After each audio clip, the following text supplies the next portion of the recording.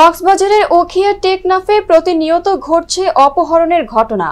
কাউকে তুলে নিতে পারলে জিম্মি করে আদায় করা হচ্ছে মুক্তিপণ, ব্যর্থ হলে খুন করা হচ্ছে অপহৃতকে, লাশও মিলছে না অনেকের।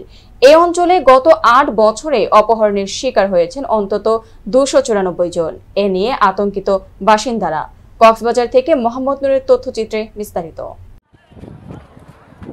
গত ১১ জুন কুতুপালং রোহিঙ্গা ক্যাম্প থেকে অপহরণের শিকার হয় ৪ বছরের নূর শেহরা। মোবাইল ফোনে মুক্তিপণ দাবি করা হয় ৫ লক্ষ টাকা। তবে আইনশৃঙ্খলা বাহিনীর তৎপরতার কারণে সুবিধা করতে না পেরে পরদিন শিশুটিকে কুতুপালং ক্যাম্প এলাকায় ফেলে পালিয়ে যায় অপহরণকারীরা। অপহরণের এমন ঘটনা নতুন নয়। গত ৮ বছরে অন্তত ২৯৪ জন অপহরণের শিকার হয়েছেন, যাদের অনেকেই আজও নিখোঁজ। অনেকের লাশ ফিরছে না পরিবারের কাছে।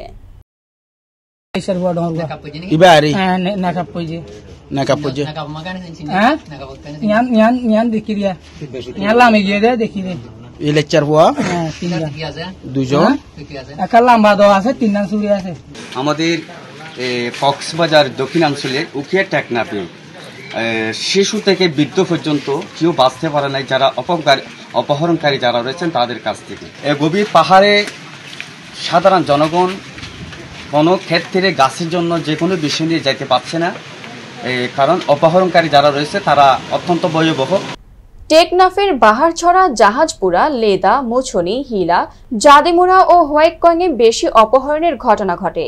সবচেয়ে বেশি অপহরণের ভয়ে থাকেন বাহারছড়ার শাপলাপুর, নোয়াখালীপাড়া, বড়ডেল, মাথাডাঙ্গা, জাহাজপুরা, ভাগগুনা, মারিশবনিয়া, হোয়াইটকংয়ের ঢালা, চৌকিদারপাড়া, দক্ষিণ শিলখালী গ্রামের মানুষ। পাহাড়ি এলাকাগুলোতে বেশ কয়েকটি অপহরণ চক্র সক্রিয়। কাউকে তুলে নিতে পারলে তারা মোটা টাকা মুক্তিপণ দাবি করে।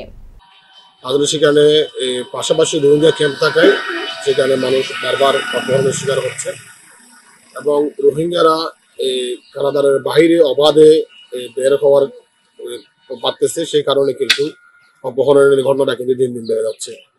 স্থানীয় কিছু বাঙালিও এ চক্রের সঙ্গে যুক্ত বলে অভিযোগ করেন তিনি। আপনারা জানেন, আমার বাহাসর ইউনিয়ন একটি ২৭ কিলোমিটার লম্বা ইউনিয়ন। এখানে হোয়াইটকং নামক একটি ডালাও রয়েছে এবং মিলা নামক একটি ডালা রয়েছে। সেইখানে এই অপহরণের শিকার হয়ে থাকে মানুষ, আমার এলাকার মানুষ। অপহরণের তথ্য সংগ্রহের সময় রাজধানী টেলিভিশনকে কয়েকজন অপহরণকারীর নাম জানান স্থানীয়রা।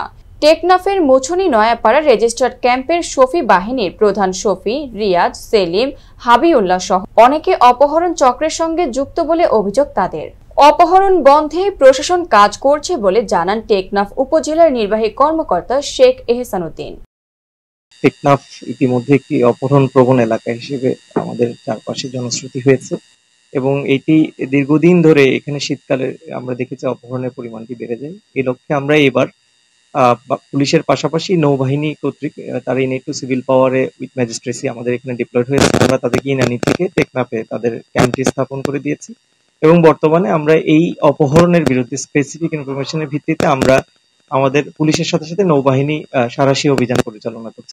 অপহরণকারীদের আইনের আওতায় নিয়ে আসার জন্য জেলা পুলিশ প্রতিনিয়ত কাজ করছে বলে জানিয়েছে অতিরিক্ত পুলিশ সুপার জসিমউদ্দিন চৌধুরী।